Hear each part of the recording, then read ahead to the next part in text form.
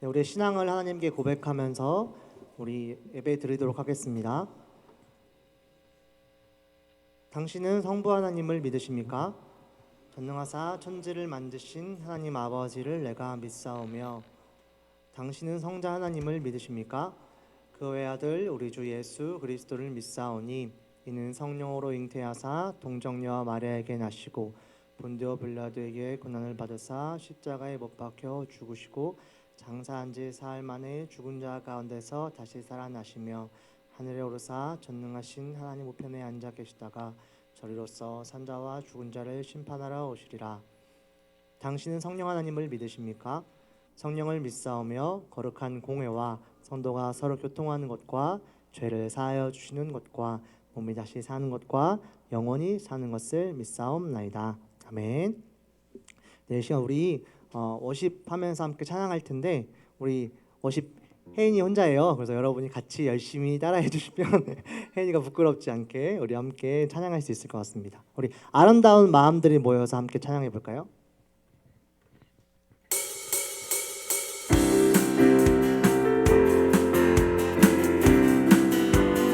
아름다운 마음들이 모여서 주의 은혜 나누며 예수님을 따라 사랑해야지. 우리 서로 한 번 더. 아름다운 마음들이 모여서 주의 은혜를 나눠볼까요? 옆 친구한테. 예수님을 따라 사랑해야지. 우리 서로 하나님이 가르쳐준 한 가지, 내 이웃을 내 몸과 같이. 미움 같은 시기 질투 버리고 우리 서로 한 번 더 해볼게요. 아름다운 마음들이 모여서 주의 은혜 나누며 예수님을 따라 사랑. 옆 친구 손잡아 볼게요. 하나님이 가르쳐준 한 가지, 내 이웃을 내 몸과 같이. 미움 다툼 시기 질투 버리고 우리 서로 좀 더 빠르게 해볼게요. 아름다운 마음들이 모여서 주의 은혜 나누며 예수님을 따라 사랑해야지. 우리 서로 하나님이 가르쳐준 한 가지, 내 이웃을 내 몸과 같이 사랑해요. 미움 다툼 시기 질투 버리고 우리 한 번 더 할게요. 옆 친구 꽉 잡아주세요. 아름다운 마음들이 모여서 주의 은혜 나누며 예수님을 따라 사랑해야. 우리 서로 사랑해. 하나님이 가르쳐준 한 가지, 내 이웃을 내 몸과 같이. 미움 다툼 시기 질투 버리고 우리 서로 사랑해. 우리 서로 한 번 더. 우리 서로 사랑해. 우리 서로 사랑해. 네. 옆 친구 손잡으라니까 몸소리치기 싫어하는 친구들이 보였어요. 우리 옆 친구한테 사랑한다 한번 해볼까요? 사랑해. 사랑해 한번 해주세요.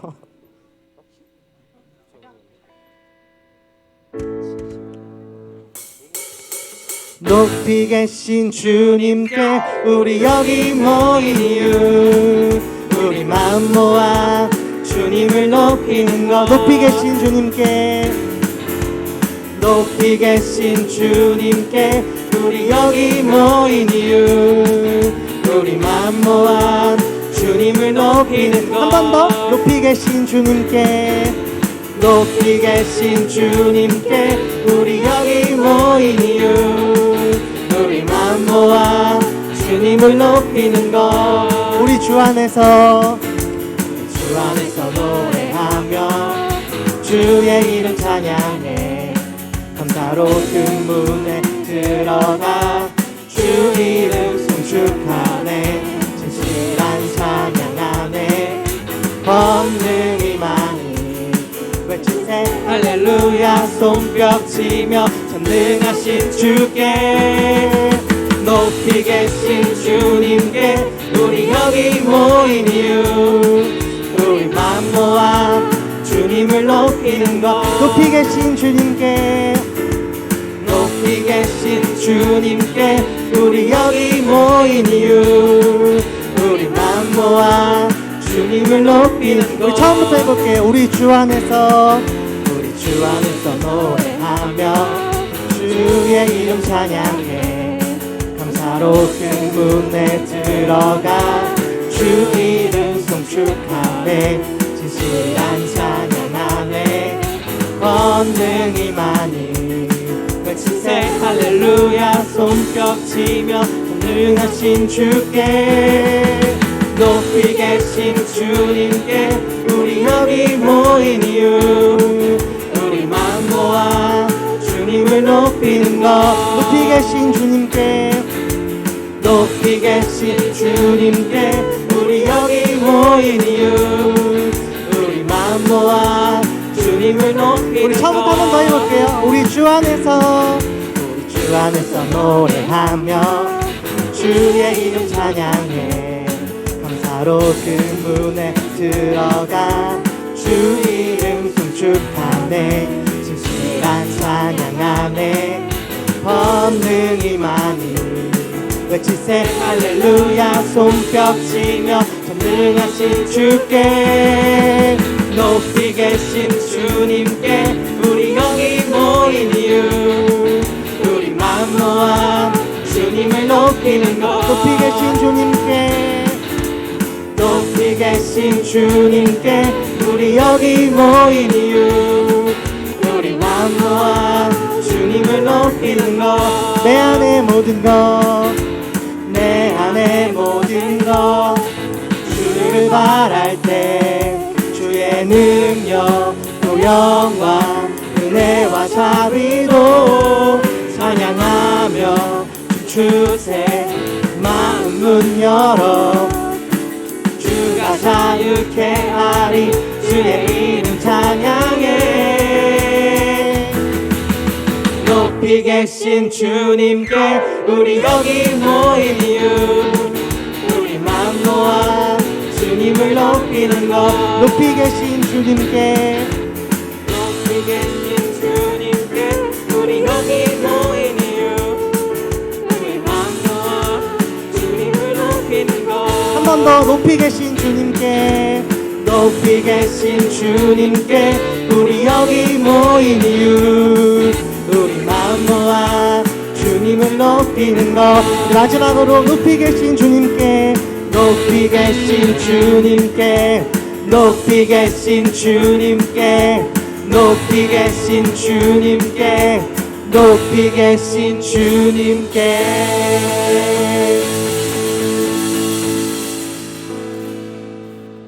높이 계신 주님을 찬양합니다. 아멘.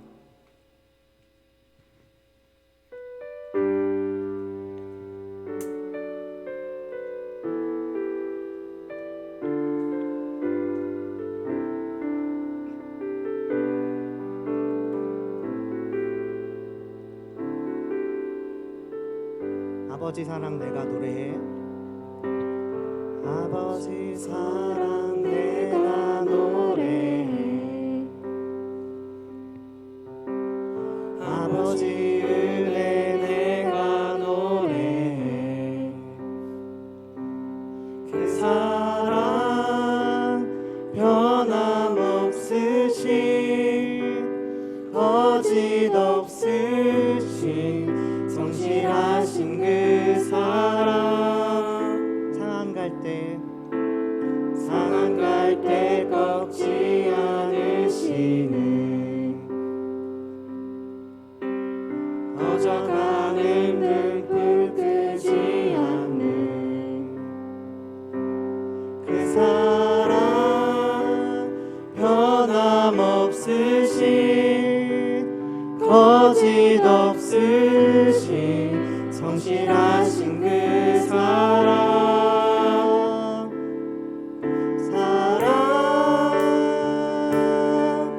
그 사랑 날 위해 죽으신 날 위해 다 다시 사신 예수 그리스도 다시 오실 그 사랑 죽음도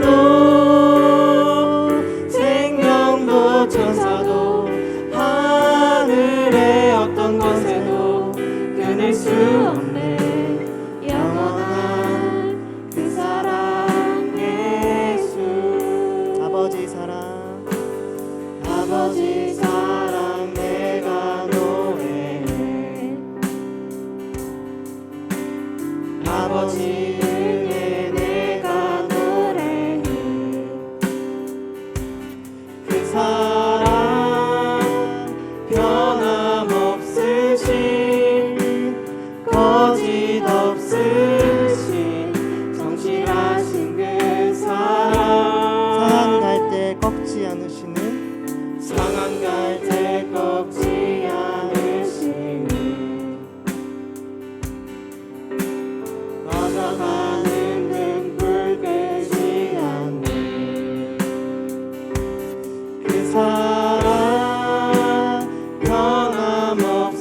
변함없으신 거짓 없으신 성실하신 그 사랑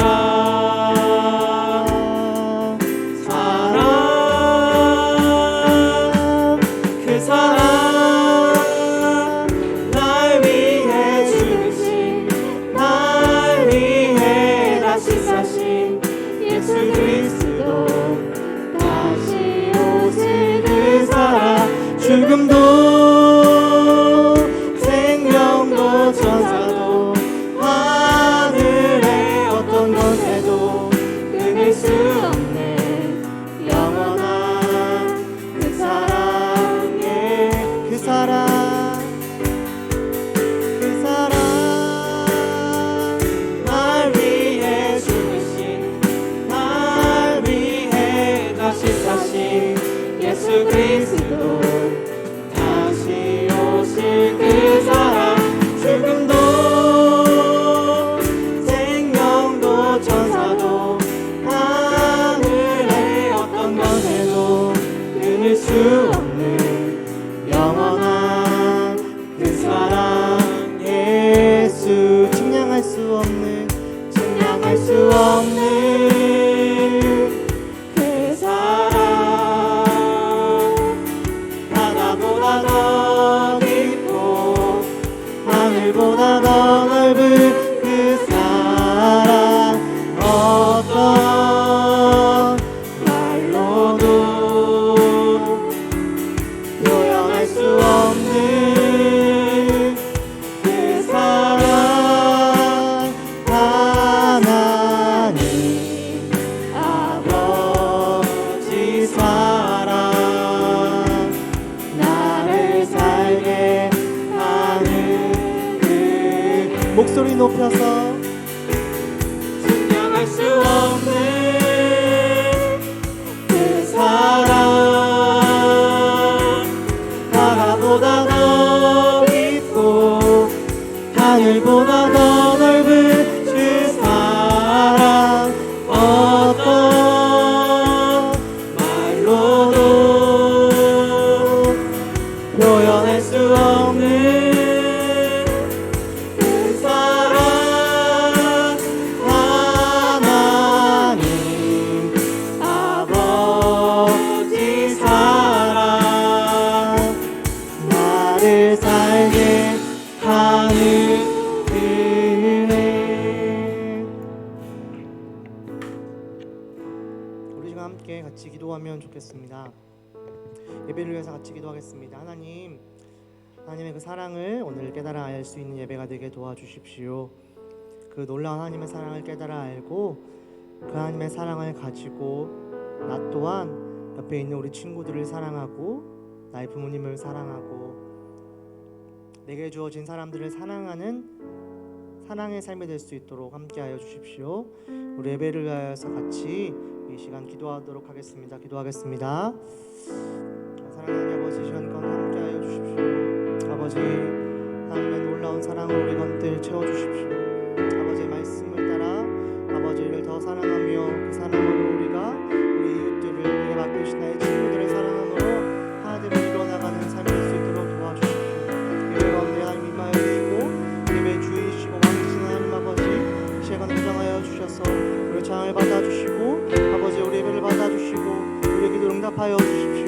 우리를 찾아오셔서 말씀하여 주시고 우리 가운데 역사하여 주십시오. 주의 얼굴을 영험하게 시원하기를 소망합니다. 하나님 아버지 주 앞에 더욱더 깊게 성령 시간을 수 있도록 함께하여 주십시오. 주님 가운데 역사하여 주시고 우리를 만나 주시고 만져 주시옵소서. 말씀하신 것들을 기대하며 나아가오니 하나님 함께하여 주시고 이 시간 역사하여 주시옵소서.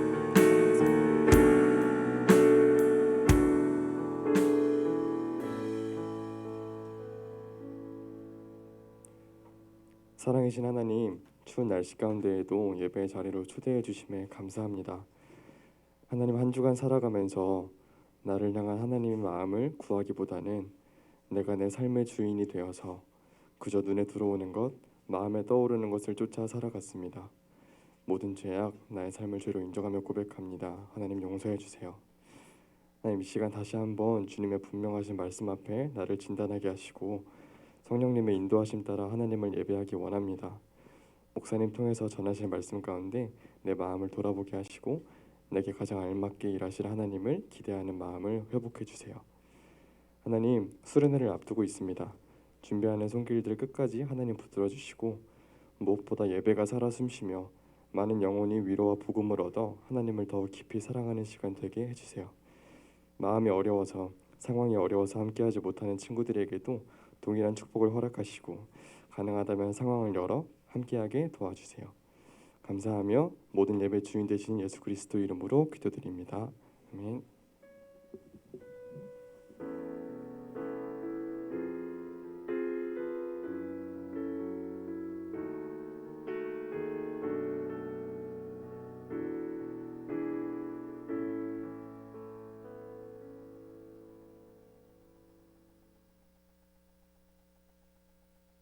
귀한 기도 감사드립니다. 우리 함께 교리 문답 먼저 하고 성경 봉독하도록 하겠습니다. 오늘은 30번 문제, 30번 질문, 예수 그리스도를 믿는 믿음이란 무엇입니까? 라는 질문입니다. 우리 한번 질문 같이 읽어볼게요. 시작. 예수 그리스도를 믿는 믿음이란 무엇입니까? 네, 우리 대답 한번 들어보겠습니다. 시작. 예수 그리스도를 믿는 믿음이란 하나님이 말씀으로 계시하신 모든 것이 진리임을 인정하고 예수 그리스도를 신뢰하며 복음이 말하는 대로 그분만이 구원을 주시는 분임을 받아들이고 의지하는 것입니다. 아멘. 네, 여기 보면 이제 믿음이란 무엇입니까? 라는 거죠. 그리스도를 믿는 믿음이란. 그래서 예수님 하나님의 말씀으로 계시하신 모든 말씀, 그러니까 성경이 진리다라고 하는 것을 믿는 거예요. 이거 믿어주면 사실 모든 게 다 통과가 됩니다.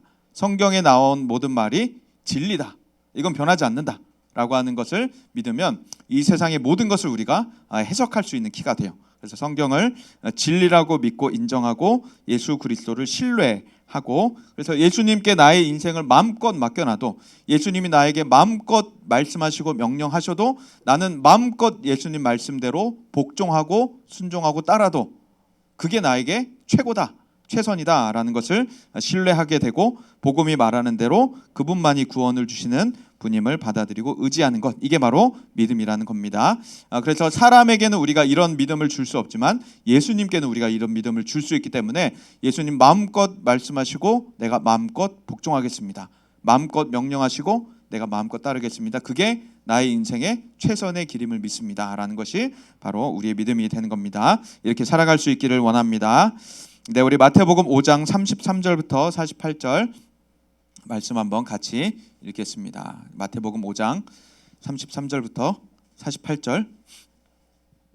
네, 제 성경으로는 신약 성경 7쪽에 있습니다. 신약 성경에 보면 마막 눅요에 있는데 그 마를 펴면 마태복음이 나옵니다. 마태복음 5장 33절부터 48절.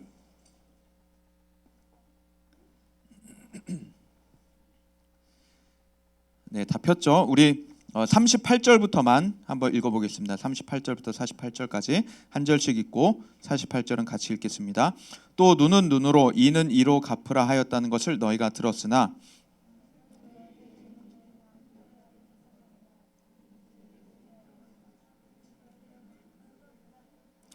또 너를 고발하여 속옷을 가지고자 하는 자에게 겉옷까지도 가지게 하며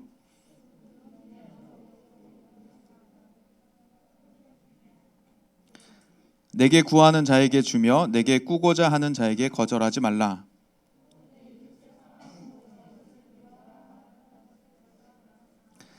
나는 너희에게 이르노니 너희 원수를 사랑하며 너희를 박해하는 자를 위하여 기도하라.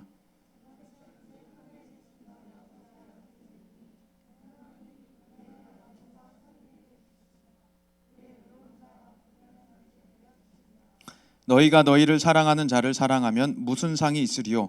세리도 이같이 아니하느냐?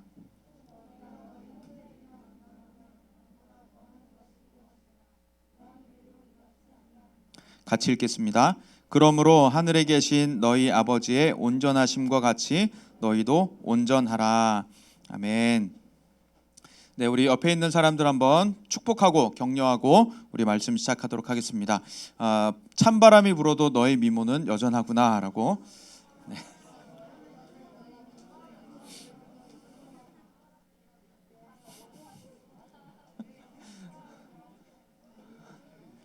네.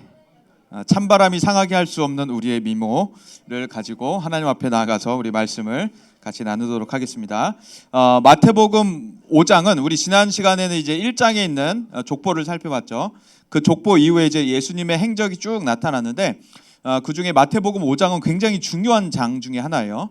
마태복음 5장에는 팔복이라고 하는 8가지 복에 대해서 예수님께서 가르치시는데 예수님 설교 가운데 가장 유명한 설교 중 하나. 그래서 현대 교회에서도 가장 많이 관심 갖는 설교 중에 하나가 바로 팔복이라는 설교입니다. 그리고 팔복 이후에 예수님께서 구약의 율법을 새롭게 해석하시고 발전적으로 적용을 시키세요. 그래서 5장 21절부터 너희의 의가 서기관과 바리새인보다 더 나아야 한다를 가르치시거든요. 여기서 서기관과 바리새인이 누군지 알아야겠죠. 서기관과 바리새인이 누군지 알아야 되는데 서기관이라고 하는 사람은 보통 이제 문서를 쓰는 사람, 보통 이제 왕궁에 고용된 사람이에요. 그 고위직이죠. 고위직. 그래서 왕궁에서 일어나는 일들을 필사하는 사람. 과거 이제 우리 조선에도 그런 사람이 있었죠. 그래서 과거 보면은 뭐 왕이 방구를 꼈다면 그 방구를 꼈다 이렇게 쓰고 그런 건 적지 마 그러면 그런 건 적지 말라고 하였다. 적지 말라니까 적지 말라고 하였다. 뭐 이렇게 하면서 계속 적는 사람 있죠. 이런 사람이 이제 서기관이었는데 유대 사회에서는 그런 왕궁에 고용된 사람이 이제 기록을 하기도 하고 또 중요한 문서들을 필사했어요. 그러니까 중요한 요즘 같이 인쇄술이 있어가지고 뭐 타이핑 쳐가지고 쭉 프린트하고 이런 시대가 아니다 보니까 중요한 문서가 있으면 그걸 보고 옮겨 적는 사람들이 바로 서기관의 역할이었습니다. 그러다 보니까 이 사람들은 글을 알아야 하고 이 글자가 뭔 글자인지 알아야 되잖아요. 알아야 쓸 거잖아요. 그렇죠? 모르면 못 쓰잖아요. 그러니까 글자를 알아야 하고 학식도 있어야 하고 기품도 있어야 하고 도덕성도 있어야 하고 또 글씨도 잘 써요. 저 같은 사람은 못 써요. 이런 서기관을 못 해요. 막 글씨 써놓으면 나밖에 알아볼 수가 없어가지고. 그런데 이 서기관은 글씨도 잘 쓰는 사람이 바로 역할을 감당을 했었습니다. 그러다 보니까 이제 유대 사회에서는 당연히 존경받는 사람이었죠.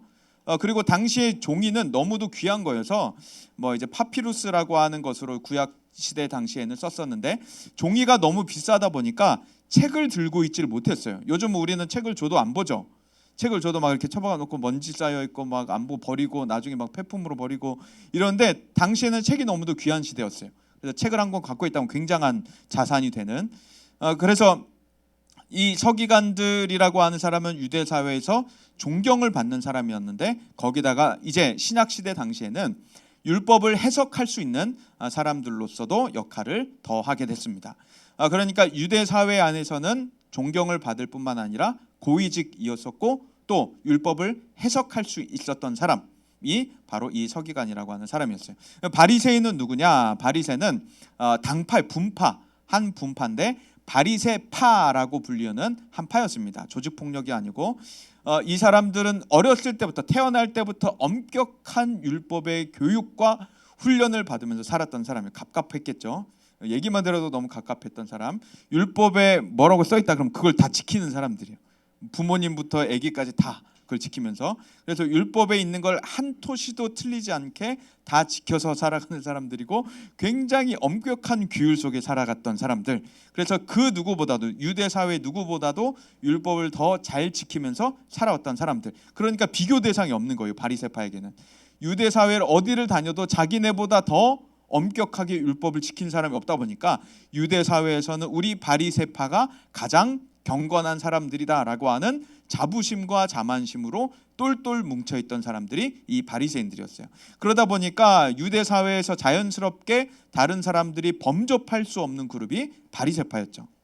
저 사람들은 우리보다 훨씬 율법을 더 엄격하게 지키는 사람들이야, 율법을 잘 준수하는 사람들이야 라고 하는 인식 때문에 유대 사회에서 바리새파 역시 존경을 받는, 우러러 보는 사람들이었습니다. 그런데 그 사람들, 그러니까 요약해서 말하면 유대 종교 지도자 그룹이 바로 서기관 바리새인이었는데 예수님께서 지금 그 사람들보다 더 의가 나아야 한다라고 말을 하는 겁니다. 아주 숨막힐 정도로 살아가는 그 사람들보다 우리의 의가 더 나아야 한다라고 예수님 말씀하세요. 생각만 해도 머리가 진절머리 날 정도로, 머리에 쥐가 날 정도로 나 그 예수 잘못 믿었다라고 생각할 정도로 예수님의 지금 이 말이 굉장히 거북스럽게 다가오는데, 예수님께서 말씀하신 이제 21절부터 서기관과 바리새인보다 무엇이 더 나아야 하는지, 어떻게 더 나은 삶을 살 수 있는지를 가르쳐 주시는데 21절부터 쭉 보면 반복적으로 나타나는 특징이 있어요. 반복적으로 나타나는 특징이 있는데 구약의 율법을 한 줄 짤막하게 언급하시고 인용하시고 너희가 이러이러다 함을 들었으나 라고 말씀을 하시는 거예요. 구약의 율법에 이렇게 너희에게 가르쳐졌으나 라고 하시면서 새로운 예수님의 해석과 또 발전적인 적용을 가르쳐 주시면서 예수님께서 나는 율법의 완성으로 왔다라고 예수님의 그 율법의 완성이 무엇인지를 우리에게 알려주시기 시작하는 겁니다. 그러니까 어떤 사람들은 생각하기를 예수님이 오셨기 때문에 율법이 폐지된 거 아니냐, 율법을 안 지켜도 되는 거 아니냐라고 하는데 그것이 아니라 예수님 안에 모든 율법이 완성되었기 때문에 예수님을 보고 믿고 따르면 구약의 율법을 자연스럽게 지키게 되는 것들이 바로 예수님의 삶이었던 겁니다. 그러니까 예수님은 율법의 완성으로 우리에게 오셔서 구약의 율법들이 어떻게 예수님 안에 성취됐는가, 완성됐는가, 그것을 가르쳐 주시고 그 율법의 완성된 인생이 무엇인지를 우리에게 하나씩 하나씩 알려주시기 시작하시는 거예요. 그래서 오늘 본문에 나타난 짤막한 세 가지가 나타나게 되는데 그것을 우리 한번 살펴보도록 하겠습니다. 예수님께서 이제 제자들에게 팔복에 대해서 1절부터 12절까지 말씀을 하시고 5장 13절부터 16절까지는 예수님께서 소금과 빛에 대해서 말씀을 하세요. 여기에는 이제 우리의 존재 그리고 우리의 역할이 나타납니다. 예수님께서 너희는 소금이다 빛이다 라고 말씀하시는데 이것은 그리스도인 예수님의 제자들의 존재와 역할이 나타나요. 먼저는 소금이라고 하시는데 소금 하면 뭐가 생각나요? 가장 먼저? 소금 하면 가장 먼저 생각나는 것. 짜요. 네, 그렇죠. 짜죠. 또 하얗다. 바다에 있다, 맷돌, 소금 장수 맷돌, 맷돌 도둑, 뭐 이런 다양한 생각들이 나겠죠. 짜다라고 하는 것이 소금의 특징이에요. 소금의 가장 우선하는 특징은 짜다라고 하는데 예수님께서도 지금 너희는 소금이다라고 하는, 먼저 우리의 존재 자체가 소금이다라고 하는 것을 알려주시고 그리고 소금의 역할 짜다라고 하는 그 역할을 알려주시는 거예요. 무슨 말이냐면 당시에 소금이라고 하는 것은 짠맛을 내는 것뿐만 아니라 열왕기서에 보면은 어떤 물이 오염되어 있었을 때 소금을 갖다 뿌렸더니 물이 정화됐던 적이 있어요. 그래서 사람들의 생각 속에는 소금은 정화시킬 수 있는 능력이 있다라고 생각을 하는 거예요. 부패를 막을 수 있다라고 생각을 하는 겁니다. 우리도 보면 젓갈을 담글 때 소금을 막 팍팍 치죠. 그리고 음식을 오래 보관하려면 소금에다 푹 담가놨다가 음식을 보관하기도 합니다. 음식이 오래 썩지 않으면서 음식의 부패를 막을 수 있게 되는데 소금의 역할이 바로 그런 역할이 있다는 거예요. 부패를 막고 정화시키고 짠맛을 내는 게 소금의 역할이라는 겁니다. 그래서 예수님께서 우리를 소금에 빗댄 것은 우리의 존재 자체가 세상과 구별되어 있는 구별됨의 존재가 있고 소금이라고 하는 구별됨의 존재가 있고 역할은 짠맛을 내는, 하나님의 맛을 내는, 우리가 어디 있든지 하나님의 맛을 내는 사람들이고, 우리는 우리 주변을 정화시킬 수 있는 사람들이면서 우리 이 세상, 이 사회의 부패를 막을 수 있는 사람들, 부패 지연되지 않게 할 뿐만 아니라 부패한 곳들을 깨끗하게 바꿀 수 있는 사람들이 바로 우리라는 거예요. 이어서 이제 빛에 대해서 말씀하시는데, 너희는 또한 빛이다라고 말씀을 하세요. 어두운 밤에 이제 방에 들어가면 가장 먼저 우리는 불을 켜죠. 그렇죠? 불의 위치가 어디 있어요? 혹시 방 불의 위치가? 내 방의 불 위치가 어렵나요? 조금 어려운 질문인가요? 네? 천장, 그렇죠? 천장 있죠. 지금 우리 예배실에도 전등들을 천장에 달아놨어요. 그렇죠? 예배실을 밝히겠다라고 하면서 의자 밑에다가 전등을 달면은 예배실이 밝을까요? 어두울까요? 어둡겠죠. 운치는 있을 거예요. 요즘 이제 인스타그램 카페 같은 그런 은은한 분위기는 나올 수 있을지 모르겠지만, 예배실을 밝히겠다라고 하는 목적에는 절대 안 맞는 방식이에요. 그러니까 불을 달려면은 천장에 다는 게 일반적인 위치, 불의 위치입니다. 그래서 예수님께서 지금 그 말씀을 하고 계시는데, 문제는 이 성경에 보면은 14절에 너희는 세상의 빛이라 산 위에 있는 동네가 숨겨지지 못할 것이요 사람이 등불을 켜서 말 아래에 두지 아니하고 라고 하니까, 이 말이 뭐냐라고 하면 우리가 생각하는 말은 단 하나잖아요. 동물. 그렇죠? 우리 사람이 따그닥따그닥 타고 다니는 말밖에 우리는 알지 못해서 등불을 켜서 왜 말 아래도, 말이 그럼 뜨겁지 않을까? 말 배가 타지 않을까라고 생각하는데, 이 말이라고 번역된 이 도구는 부피를 재는 도구였어요. 옛날에도 이제 시장에 가면은 뭐 콩 같은 거 살 때 이제 돼 같은 걸로 푹 퍼가지고 주는데, 그런 도구 중에 하나가 말이라고 하는 도구예요. 그러니까 그릇처럼, 국그릇처럼 생겨가지고 무언가를 퍼서 부피를 재는 도구가 말이라고 하는 거였습니다. 그러니까 등불이라고 하는 촛불을 켜가지고 말로 덮어버리면은 불빛이 전혀 불빛의 역할을 못하겠죠. 그리고 산소가 금방 차단돼가지고 불은 꺼지고 말 겁니다. 그러니까 불을 켜서 말 아래 말로 덮어버리는 사람은 한 명도 없다라고 예수님 말씀하시고, 등불을 켜면 등경 위에 두어서, 그러니까 전구를 설치하면 천장에 설치해서 방 안 전체를 밝혀야 하는 것이다라고 예수님이 말씀하시는 거예요. 그런데 내가 너희를, 내가 교회를, 내가 나의 제자들을 이렇게 천장에다 설치할 것이다라는 예수님의 말씀이 아니라, 너희는 이미 천장에 설치된 불이다라고 말씀하시는 거예요. 너희는 이미 산 위에 있는 불빛이다. 산 위에 있는 불빛이 산 아래 전체 마을을 비추듯이, 남한산성 꼭대기에 아주 큰 스포트라이트가 성남을 비추듯이, 성남 전역을 비추듯이 너희는 그렇게 높이 세워진 불빛이다라고 말씀을 하시는 거예요. 그래서 우리가 불을 설치하고 나면, 전구를 설치하고 나면 스위치를 켜서 방안을 밝히듯이, 예수님께서는 우리를, 교회를, 제자들을 높은 곳에 세우셔서 계속해서 이 세상에 불빛을 비추게 하고 계시는 겁니다. 그래서 그 어떠한 것도 우리를 숨길 수가 없게 만드는 거예요.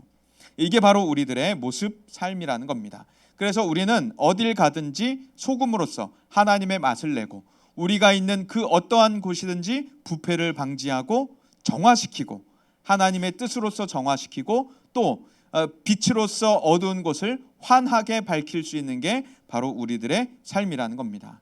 그래서 하나님께서 우리를 그렇게 지금 만들고 계시다는 것인데, 오늘 본문에 나타나는 짤막한 세 가지 더 나은 의가 지금 설명이 되고 있는 거예요. 33절부터 37절까지를 보면 조금 어려운 내용인데, 맹세하지 말라고 하는 거예요. 맹세하지 말아라, 아무데도 맹세하지 말아라 라고 하시는데, 맹세하지 말라고 하는 이유가 뭐냐면, 맹세하지 않아도 될 만큼 서로 진실된 관계로 살아라라는 거예요. 어렸을 때, 초등학교 때 저의 기억에도 보면 친구들하고 막 얘기를 하다가 너 맹세해? 그럼 맹세할 거야. 그럼 하나님 이름 걸고 맹세해. 그럼 하나님 이름 걸고 맹세할게. 막 이런 경우들이 있었거든요. 그런 걸 하지 말라는 거예요. 그러니까 맹세를 하지 않아도 상대의 말을 믿을 수 있게 서로가 신뢰를 진실성 있게 신뢰 있는 관계가 되어라라는 말이고요.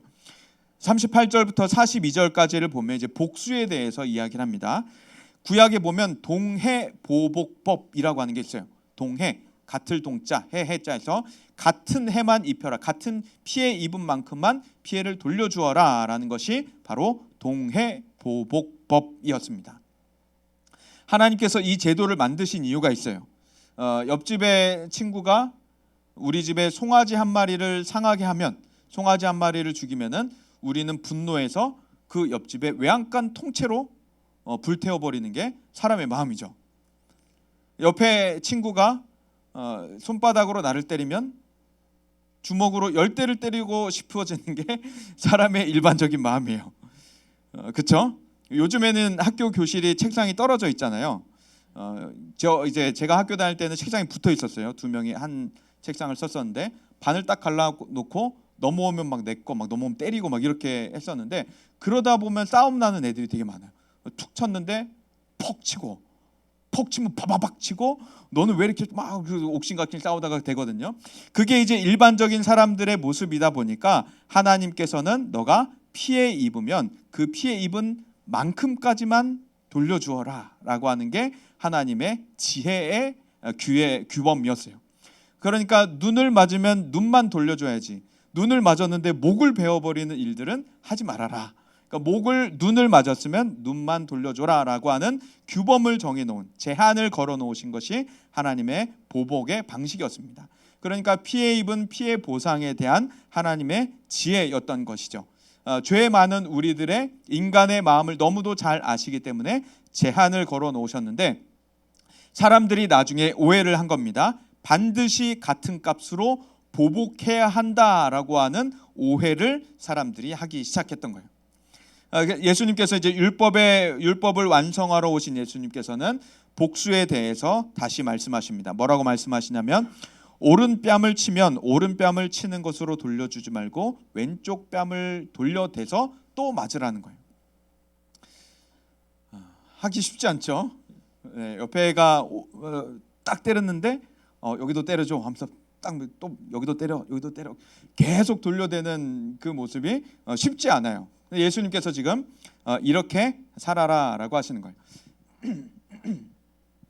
그런데 이 뺨을 돌려댄다는 것이 우리가 생각하는 단순히 그냥 더 맞는 의미보다도, 어떤 한 신학자는 뭐라고 해석을 하냐면, 당시에는 오른손으로만 때렸대요. 우리는 양손 다 쓰잖아요, 때릴 때. 그렇죠? 양손 다 쓰죠. 고개를 끄덕끄덕 안 하는데, 네, 이 당시에는 왼손으로 때리진 않았대요. 왼손으로 때리지 않고 오른손만 때렸대요. 그러니까 한쪽 뺨을 때리고 다른 뺨을 때리려면 손등으로 때려야 되는 거예요. 그러니까 이쪽은 그냥 아프기만 한데 손등으로 맞으면은 모욕감까지도 들게 되는 것이 당시의 방식이었다라고 얘기해요.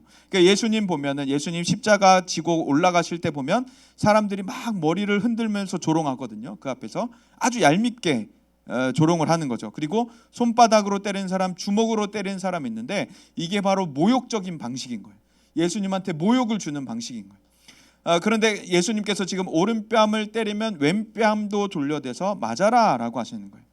누군가 고발해서 속옷을 달라고 하면은 겉옷까지도 줘라라고 하는 거예요. 우리 입장에서 너무 이해가 안 가죠. 갑자기 끔찍해지기 시작해요. 속옷을 달라고 하는 사람이 속옷도 주고 겉옷까지도, 난 뭐 입고 가? 난 집에 뭐 입고 가? 이런 성경이 말도 안 돼 막 이렇게 생각하는데, 속옷과 겉옷이 우리의 개념과 달라요. 이 당시에는 이제 원피스 통짜로, 의복 기술이 많이 좋지 않았던 시대여서 그냥 옷감을 통짜로 짜서 입는 시대였었고, 속옷이라고 하면 지금 이 와이셔츠 같은 것을 속옷이라고 하는 거예요. 겉옷이라고 하면은 겉에 입는 자켓 같은 것을 겉옷이라고 부르는 겁니다. 그러니까 속옷을 달라고 하면, 이 와이셔츠를 달라고 하면 와이셔츠만이 아니라 자켓까지 다 줘버려라. 고발당했을 때 그렇게 해라. 오리를 가자고 하면 10리를 가라. 500m 나하고 5분만 저기까지 걸어가 달라라고 하면 10분 정도는 더 걸어가줘도 된다. 그러니까 보복하지 말고 그가 원하는 것보다 더한 것까지도 돌려주면서 그를 용서해라라는 말입니다. 대적하지 말라는 주님의 명령이었고, 이렇게 세부적인 여러 가지 이 행동의 규칙들이 나의 삶의 전반적인 모든 것에 적용하면서 살아라라고 말씀하시는 거예요. 이어서 또한 너무도 부담스러운 말이 또 나옵니다. 구하는 자, 꾸고자 하는 자를 거절하지 말래요. 누가 나 500원만 빌려줘 하면 거절하지 말고 500원을 빌려주라는 겁니다. 10,000원만 빌려주면 10,000원을 빌려주라는 거예요. 이게 신명기 15장에 나타나는 면제해라는 게 있어요. 누군가가 나에게 돈을 꾸었을 때 이 기간이 되면은 빚을 다 면제해 주는 겁니다. 너무 좋겠죠. 그러니까 가난한 자를 계속해서 가난에 물질적인 고난에, 식량의 고난에 내버려 두지 않으시는 하나님의 지혜의 방법이었어요.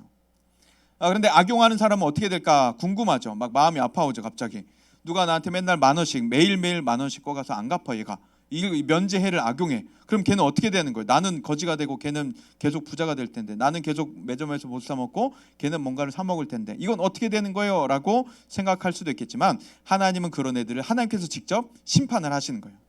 그러니까 그렇게 재정을 악용하고 이런 하나님의 지혜로운 선한 규칙을 악용하는 사람들은 하나님께서 직접 심판을 하셨고, 사도행전의 아나니아와 삽비라와 같은 하나님의 직접적인 심판이 나타나고, 그렇지 않은 우리들과 같은 선한 목적 그러나 재정적인 어려움을 당하는 사람들에게는 꾸고자 할 때 거절하지 말고 주어라 라고 하는 겁니다. 그래서 가난한 사람, 물질로 삶이 고통당하는 자가 없도록 하나님께서는 구제법을 마련해 주고 계셨던 거예요. 그리고 43절 48절을 보면 이제 점입 가경 점점 더 심각해지는 얘기들이 나옵니다. 예수님께서 이제 사랑에 대해서 가르쳐 주시는데, 원수까지도 사랑하고 박해하는 자를 위해 기도하라고 예수님께서 말씀하세요.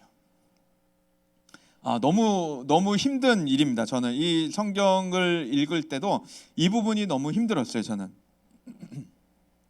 저는 특히나 이 동해보복법을 철저하게 지키는, 근데 동해보다 더 큰 해를 돌려주는 것을 즐겨하는 사람이었었고, 원수를 사랑한다는 것이 너무도 저에게는 안 맞는 일이었어요. 군대에 한번 갔었을 때도 이제 신병교육 때 딱 갔는데, 그때만 해도 제가 아직 조금 날 것의 상태였거든요. 근데 신병교육대에 딱 들어갔는데 이제 나보다 일주일 먼저 온 조교가 얼굴도 허해가지고 이렇게 비리비리 말랐어요.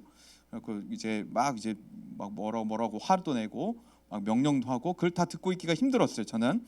그래서 군대 오기 전까지만 해도 얘가 밖에서 만났으면 막 이런 얘기들을 속으로 생각을 막 하다가, 어느 날 식당에서 밥을 먹었는데, 밥을 먹고 났는데 이렇게 식탁 위에 물이 있길래 너무 목말라서 이제 그 2리터 페트병을 들고 물을 마셨어요. 근데 갑자기 이 조교가 저한테 와서 갑자기 미쳤냐 그러는 거예요. 나는 물을 마셨는데 갑자기 미친놈 취급을 당한 거예요. 그래서 왜 그런지 몰랐어요. 어리둥절해서 이렇게 있었는데, 이 물이 누구 거니에요? 그래서 모르겠다 그랬더니 이 물은 조교 거래요. 근데 너가 왜 먹냐는 거예요. 훈련병이 왜 먹냐? 갑자기 도둑놈 취급을 하는 거예요. 그래서 왜 물을 훔쳐 먹냐라고 얘기를 해요. 그래서 뭘 훔쳐 먹는 거야? 식탁 위에 있어서 그냥 마시는 것뿐인데, 갑자기 엎드리라는 거예요. 그래서 식판을 놓고 엎드렸어요. 엎드려 갖고 있는데 갑자기 화가 나기 시작하는 거야. 얘를 여기서 그냥 때릴까? 일어나서 그냥 때릴까? 그냥 영창 가고 말지라고 생각 막 고민을 하고 있어요. 고민을 막 여러 가지 하고 있었는데, 다른 조교가 와서 이제 무슨 일인지 묻고 일어나라 그래서 이제 저를 돌려보낸 거죠. 제가 그때 마음에 이제 품었어요. 그거를 마음에 품고 다음부터 그 신병 교육대를 지나갈 때마다 걔가 있는지 없는지 계속 찾았어요. 또 이제 나중에 파견 교육을 갈 일이 있어서 거기 안에 가서 2박 3일 동안 교육을 받는 일이 있었는데, 그 교육 받는 내내 걔를 찾았어요. 그러니까 복수하고 싶은 마음 때문에 걔에 대한 복수하고 싶은 마음 때문에 계속 그렇게 걔를 끝까지 찾았었죠. 제대할 때까지 찾았어요. 외출이나 외박 나가서 마주칠 수 있을 것이다라고 하는 기대감을 갖고 계속 찾았는데 끝끝내 걔를 못 찾았습니다. 그런데 예수님께서는 지금 그런 아이들을 끝까지 사랑할 뿐만 아니라 그런 사람을 위해서 기도하라고 예수님께서 말씀하시는 거예요. 너무 쉽지 않죠? 부담스러워, 이런 명령은. 근데 예수님께서 뭐를 덧대냐면, 사랑하는 자를 사랑하는 것은 누구나 할 수 있는 일이다. 사랑하지 못할 만한 사람까지도 사랑해라. 그것이 바로 제자의 모습이다라고 예수님께서 말씀하시는 거예요. 그런데 하나님께서 실제로 세상을 이렇게 다스리고 계시다는 거예요. 하나님은 의인이나 악인이나 교회를 다니는 사람이나 안 다니는 사람이나 햇빛과 비를 주시는 분이에요. 좀 우리 마음에는 교회 다니는 사람들만 햇빛 주면 좋겠는데, 그렇죠? 요즘같이 강추위 막 영하 10도 20도 내려가는 이런 계절, 이런 날씨 속에 세상 사람들은 막 벌벌 떨고 다녀도 우리는 반팔 반바지에 딱 하나 입고 다니면은 하나님이 우리 주변에 핫팩 같은 거 딱 돌려주셔가지고 우리는 딱 이렇게 따뜻하게 걸어다니고, 세상 사람들이 보면서 어떻게 저렇게 다니냐면 나는 하나님 믿는 사람입니다. 하나님의 보호가 있기 때문에 우리는 이렇게 살 수 있습니다 라고 말하면 얼마나 좋겠어요. 그런데 그렇지 않다는 거예요. 밖에 영하 10도 20도가 되면 교회 다니는 사람이나 안 다니는 사람이나 똑같이 추위를 느끼고, 교회를 안 다니는 농부들도 열심히 농사를 지으면은 햇빛과 비에 의해서 농작물이 잘 자라서 그 대가를 받는 것이 하나님의 일반 은총의 모습이라는 거예요. 세상을 다스리시는 하나님의 모습이 그와 같다는 겁니다. 하나님은 정의와 공의를 실행하시면서 의인과 악인 가리지 않고 차별 없이 모두에게 은총을 베풀어 주시는 분이 하나님이시라는 거예요. 그 하나님께서는 그래서 그 자비와 긍휼을 세상에 베풀어 주고 계시고, 그 오래 참으시고 자비하시고 긍휼을 베푸시는 하나님을 뵐 때마다 하나님의 자녀들은 하나님을 예배할 수밖에 없게 되는 것이고, 하나님을 믿지 않던 자들도 하나님의 그 오래 참으심을 보면서 감격하면서 하나님께 돌아올 수도 있게 되는 것입니다. 그래서 예수님은 지금 완성형 율법으로 완성형 사랑과 복수를 보여주시면서 우리가 어떻게 살아가야 하는지를 가르쳐주고 계십니다. 그런데 예수님께서 실제로 그렇게 살아가셨다는 거예요. 당시 유대 모든 사람들이 혐오하던 동네가 있었는데, 그 혐오하던 동네가 있어서 그곳으로 가려고 하면 삥 돌아서 갔었는데, 그곳 지역 이름이 바로 사마리아라고 하는 지역이에요. 사마리아. 그러니까 우리로 치자면은 여기서 우리가 단대 오거리역을 가려고 할 때 저기 상대원, 하대원, 모란으로 삥 돌아서 단대 오거리역을 가는 격인 겁니다. 유대인들은 실제로 사마리아를 가지 않으려고, 그 지역을 밟지 않으려고 그렇게 삥 돌아서 다녔던 사람들이에요. 이스라엘 지도를 보면 한 중간에 사마리아가 있었는데 그것을 통과하지 않고 삥 둘러서 다녔던 사람들이었습니다. 그런데 그렇게 혐오하는 지역이었는데 예수님께서는 그 동네 일부러 찾아가셔요. 그 동네에 찾아가셔서 그 동네에서도 숨어 지냈던 한 여인을 일부러 만나주시면서 그에게 사랑을 베풀어 주시고 그를 회복해 주십니다. 뿐만 아니라 이스라엘 외국은, 모든 유대인들은 이스라엘의 외국들을 다 부정한 곳으로 여겼어요. 이방 민족, 이방 땅은 다 부정하다라고 생각을 했었거든요. 그래서 이 외국에 갔다가 돌아올 때면 그 사람들은 어떻게 했었냐면, 여기부터가 이스라엘이다라고 하면 외국에 갔다가 돌아올 때 발 아래 먼지를 털어버렸어요. 이렇게 털고 들어왔던. 그래서 외국에 있는 먼지까지도 갖고 오지 않겠다라고 생각했던 사람들이 유대인이었어요. 외국은 이만큼 부정하다라고 생각을 했었는데 예수님은 그런 이방 나라, 이방 민족에게까지도 가서 이스라엘에게 베푸신 기적들을 똑같이 베풀어 주고 계셨어요. 이스라엘 사람이나 이방 사람이나 모두 똑같이 기적을 베풀어 주시고 그에게 구원을 베풀어 주셨습니다. 심지어 세리와 죄인들까지도, 유대 모든 사람들이 상종하지 않았던, 대화도 하기 싫어했었던 죄인과 세리까지도 대화해 주시고 친구가 되어 주셔서 식사를 함께 해 주신 분이 바로 예수님이었어요. 예수님께서는 누구도 중요하게 생각하지 않았던 어린아이들을 품에 안고 바쁘신 중에도 안수하시고 그들을 위해 축복하셨던 분이십니다. 그래서 제자들에게 바로 완성형의 사랑을 보여주신 주님이셨어요. 그 주님은 복수 역시도 그 누구와도 달랐습니다.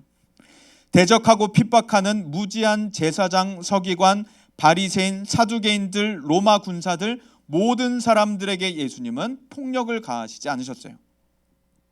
심지어는 예수님을 체포하러 왔을 때도 베드로는 용서하지 않고 칼을 휘둘렀지만 예수님은 그를 용서하면서 그의 귀를 고쳐주셨습니다. 십자가 위에서까지도 모두를 용서하셨고 십자가 아래서 자신을 조롱하는, 자신에게 창을 찌르고 못을 받고 있는, 머리에 가시면류관을 씌워주고 있는 그 사람들을 위해서 용서하는 기도를 하셨던 분이 바로 우리 주님이셨습니다. 모든 사람을 차별 없이 사랑하시고 모든 대적자들을 위하여서 용서하실 뿐만 아니라 기도까지 하신 주님은 가르친 대로 살아가셨고 살아가신 그 내용들을 제자들에게 가르쳐 주셨습니다. 그래서 제자들은 예수님께로부터 귀로 듣고 눈으로 보면서 예수님의 완성형 사랑과 복수를 배워갈 수가 있었던 것입니다. 그리고 성령이 임하신 후에 마태복음 28장에 말씀하시는 주님의 그 지상 대명령을 제자들은 수행해 나가기 시작하게 된 거죠.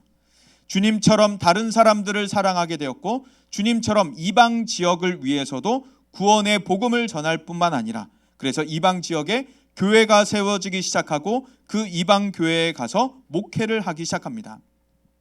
대적자들이 박해하며 돌을 쳐서 죽이더라도 결코 복수하지 않는 모습들을 보여주고 있습니다. 이와 같은 모습이 바로 세상의 소금과 빛의 모습이라는 것이죠. 예수님의 사랑과 복수의 정신은 예수님 신약 시대뿐만 아니라 계속해서 교회사 속에 이어져 오고 있었습니다. 미국의 휘튼 대학이라고 하는 굉장히 유명한 대학이 있어요. 이 대학은 여러 과들이 굉장히 유명했었는데 특히 이제 의대가 굉장히 탁월했었던 대학이라고 많이 알려져 있습니다. 이 휘튼 대학을 졸업한 5명의 유능한 젊은 사람들이 있었어요. 28세 짐 엘리엇, 그리고 32세 네이트 세인트, 27세 피트 플레밍, 28세 에드 맥컬지, 31세 로저 유데리안. 이 5명은 하나님의 복음에 반응하면서 경비행기를 타고 에콰도르 한 부족에게 찾아가게 됩니다. 하나님의 용서와 하나님의 복음을 알려주기 위해서 신혼집도 있었고 자녀들도 있었는데 신혼과 자녀들을 뒤로 하고서 하나님의 복음을 들고 이 아우카족에게 갑니다. 그런데 이 아우카족은 잔인하게 복수하기로 유명한 부족이었어요.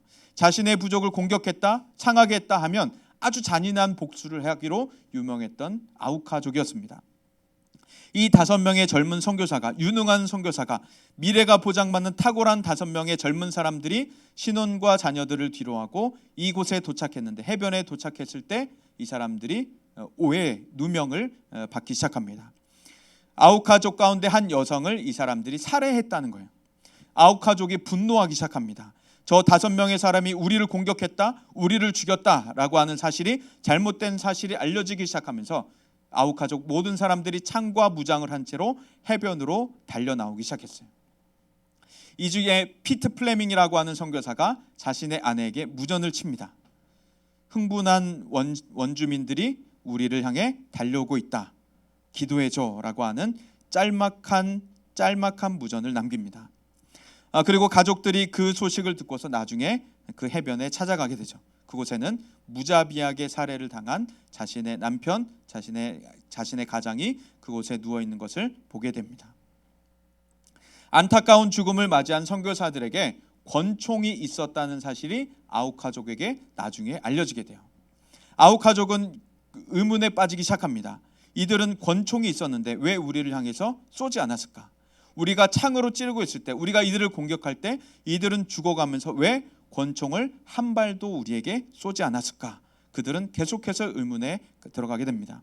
그리고 이 아우카족에게 용서라고 하는 하나님의 용서와 복음을 알려주기 위해서 짐 엘리엇의 부인과 자녀들이 그 에콰도르 정글로 들어가게 됩니다. 우리라면 어땠을까? 우리라면 무장하고 미국의 그 기관총들을 들고 들어가지 않았을까라고 생각하는데, 짐 엘리엇의 부인과 가족들은 그렇지 않았어요. 그곳에 가서 수년 동안 그들을 위해 봉사합니다. 헌신적으로 봉사하자 그 추장이, 당신들은 도대체 누구기에 우리를 위해서 이렇게 헌신적으로 봉사를 합니까? 라고 질문을 해요. 그때 짐 엘리엇의 부인이 5년 전 이곳에서 죽은 짐 엘리엇의 부인이고 자녀들, 그의 가족들입니다 라고 그에게 알려줍니다. 그리고 그 아우카족에게 하나님의 용서가 무엇인지, 하나님의 구원의 복음이 무엇인지를 전하게 됩니다. 그 복음을 들은 추장은 후에 빌리 그레암 전도 집회에 나서서 간증도 하게 되죠. 이것이 바로 예수의 제자된 사람들의 삶이라는 것입니다. 우리에게 복수해야 할 사람이 혹시 있다면 이 부담스러운 명령을 우리가 마음 깊이 새길 수 있기를 원합니다. 우리에게 혹시 권총이 있더라도 그 권총을 쏘지 않은 권총으로 우리 삶 가운데 남겨둘 수 있기를 소망합니다. 누구에게 복수할 기회가 있다면, 누군가에게 쏠 권총이 준비되어 있다면 그에게 하나님의 용서를 보일 기회라는 것을 우리가 기억하고, 예수님의 그 용서와 사랑이 우리의 삶에 간절하게 또 충만하게 덮어질 수 있기를 소망합니다. 시간 우리 좀 찬양하고 기도하는 시간 갖도록 하겠습니다. 예수 닮기를, 예수 보기를, 예수만 높이길 원하면서 우리가 간절한 마음으로 하나님 앞에 찬양하며 나가겠습니다.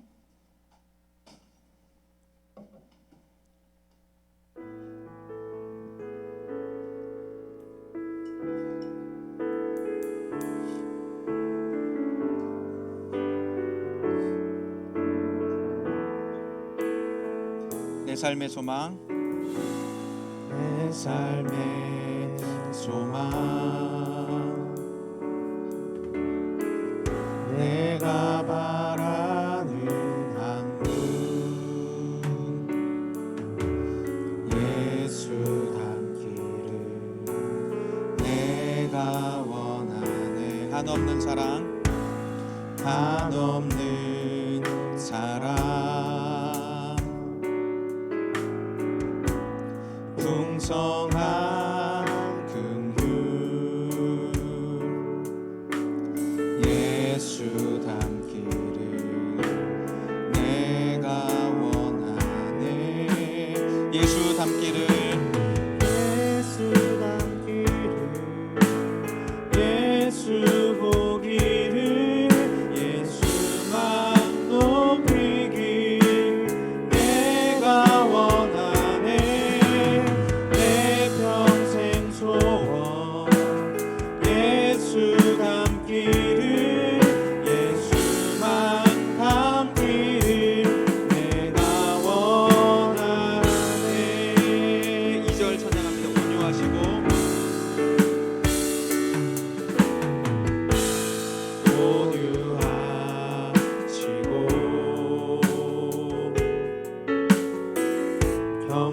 겸손하신 성품, 예수 닮기를, 예수 닮기를 내가 원하네. 자비하시고 자비하시고 위로자 되시는, 위로자 되시는 예수 닮기를, 예수 닮기를 내가 원하네. 예수 닮기를, 예수 닮기를, 예수 보기를, 예수만 높이길 내가 원하네. 내 평생 소원, 예수 닮기를, 예수만 닮기를 내가 원하네. 예수 닮기를, 예수 닮기를, 예수 보기를, 예수 보기를, 예수만 높이길 내가 원하네. 내 평생 소원, 예수 닮기를, 예수만 닮기를 내가 원하네.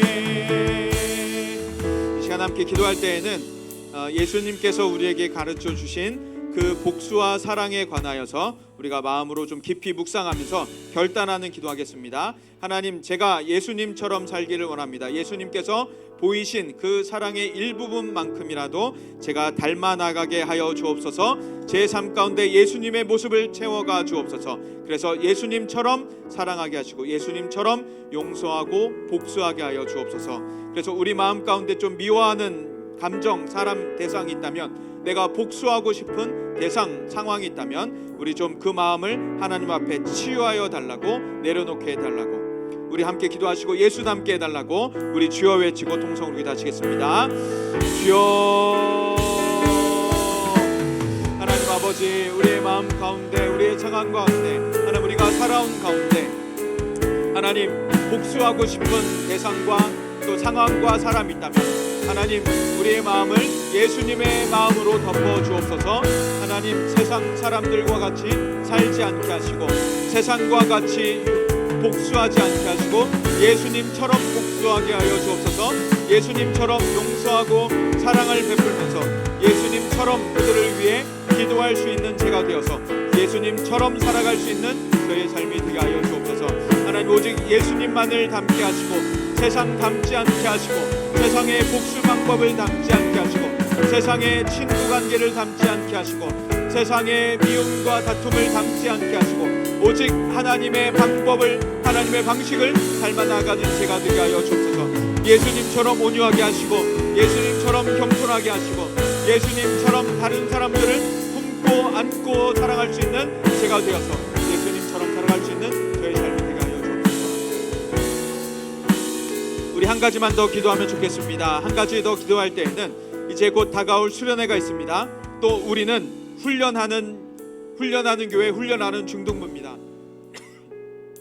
하나님, 제가 하나님 앞에 이 중등부 시절 동안에, 고등부, 청년부, 청소년, 청년 시절 동안에 하나님 앞에 열심히 훈련받겠습니다. 하나님의 말씀으로 나를 훈련하여 주옵소서. 수련회 동안 나를 가르쳐 주시고 우리 중등부 시절 동안 나를 가르쳐 주셔서 더욱 예수님의 제자된 모습으로 빚어져가고 성장하게 하여 주옵소서. 우리 다 함께 수련회와 우리 교회 모든 훈련 시간을 놓고 함께 주여 외치고 통성으로 기도하시겠습니다. 주여. 하나님, 이제 다가올 겨울 수련회가 있습니다. 하나님, 우리 수련회 동안에 하나님 나를 훈련하여 주옵소서. 말씀으로 나를 훈련하여 주옵시고 찬양과 기도 시간에 또 우리가 함께하는 모든 레크레이션 공동체 시간 가운데 하나님 우리를 훈련하여 주옵소서. 하나님의 방식으로 훈련하여 주옵시고 하나님의 뜻 가운데 살아갈 수 있도록 우리를 가르쳐 주시고 하나님 삶의 습관 하나하나를, 하나님 삶의 모든 모습 하나하나를 가르쳐 주옵소서. 나의 생각과 말과 습관과 행동들 하나하나 하나님 잘못된 것이 고쳐가 주옵시고 하나님의 모습대로 예수님께서 말씀하신 그대로 저희들 살아갈 수 있도록 저를 빚어가 주옵소서. 하나님, 우리는 훈련하는 중등부입니다.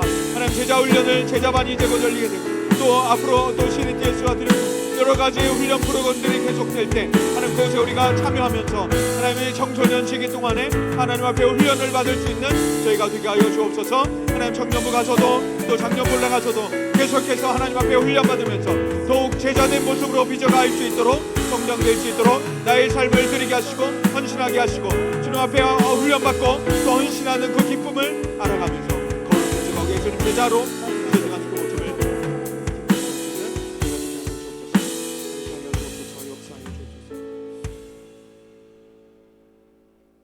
하나님 아버지, 주님의 뜻 가운데 저희가 창조되었으나 저희들 살아갈 때마다 저희 속에 있는 죄성들이 드러날 때가 너무도 많이 있습니다. 갖고 싶지 않은 모습들, 갖고 싶지 않은 습관들, 담고 싶지 않은 모습들까지도 저희 안에 너무도 많이 있는 것 같습니다. 이 시대 속에 나타나는, 미디어 속에 나타나는 모습들, 미디어 속에서 나타나는 친구 관계, 또 복수의 모습들, 또 생각과 말과 행동의 습관들이 있습니다. 하나님, 이 모든 것들 가운데 조금이라도 잘못된 것이 있다면 하나님 저희를 고쳐가 주옵시고 하나님의 말씀으로 빚어가 주옵시고 예수님의 제자로서 훈련되어 성장될 수 있도록 저희를 가르쳐 훈련하여 주옵소서. 다가올 수련회 동안에 또 저희 중등부 안에 있는 모든 훈련의 시간 동안에 저희를 더욱더 빚어가 주셔서 청소년 시기, 청년 시기, 장년 시기 계속해서 저희의 전생애 동안에 하나님의 말씀 가운데 훈련받으며 또 모난 부분을 깎여져가며 예수님의 제자된 모습을, 예수님의 모습을 닮아갈 수 있도록 저희를 인도하여 주옵소서. 하나님, 모든 시간들 저희의 인생들을 하나님 앞에 맡겨드립니다. 예수님의 사랑의 모습, 용서의 모습, 기도의 모습, 예수님의 복수의 모습을 닮아갈 수 있는 예수님의 습관과 행동들을 쫓아 살아갈 수 있는 저희가 되도록 인도하여 주옵소서. 믿고 감사드리며 예수님 이름으로 기도합니다. 아멘. 우리 찬양 드리면서 준비한 헌금 하나님 앞에 올려드리겠습니다.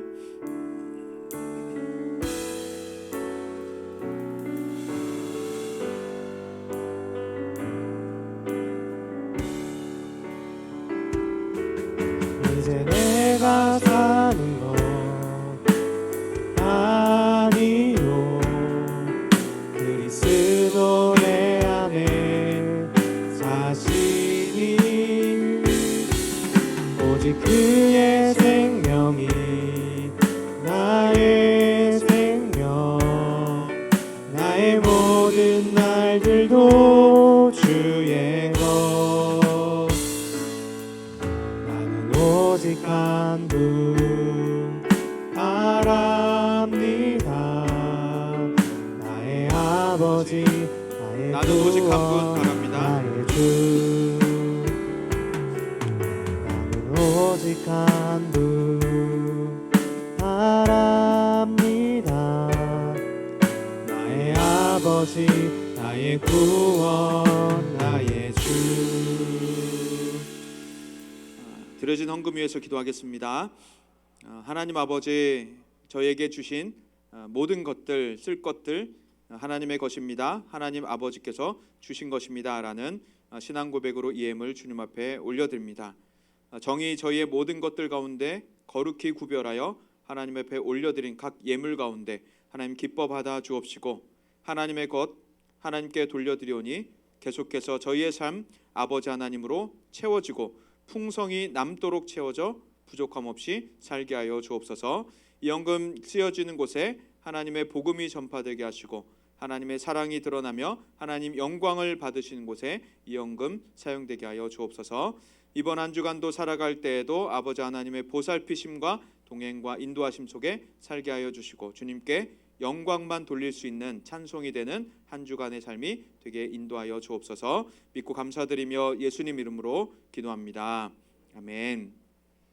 네, 광고 드리겠습니다. 오늘 예배 후에는 또 아쉽게도 공과가 없고 즐겁게 마파가 있습니다. 즐겁게 마파가 있어서 생일자는 우리 수련회에서 할 예정입니다. 수련회에서 할 예정이어서 수련회 꼭 참석해 주시고 그리고 이제 돌아오는 목요일 날 우리 수련회가 있는데요.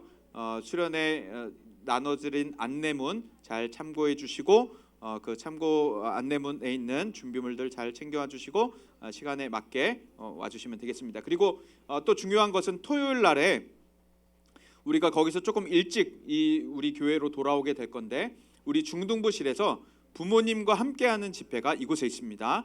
그래서 부모님들 꼭 초대해 주시고 우리 선생님들께서도 부모님께 또 따로 말씀드리고 있는데 부모님 꼭 초대해 주시고 또 부모님 못 오시는 분들은 괜찮습니다. 부모님 못 오셔도 괜찮아요. 그리고 혼자 와도 여기서 같이 우리 예배하면 되니까.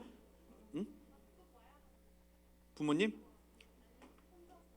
혼자서? 혼자서라도 꼭 오면 좋죠. 네, 혼자서 부모님이 못 오시더라도 혼자 꼭 오고 부모님 함께 오셔서 우리 집회하고 같이 또 말씀도 나누고 우리 서로 기도할 수 있는 시간 가졌으면 좋겠습니다.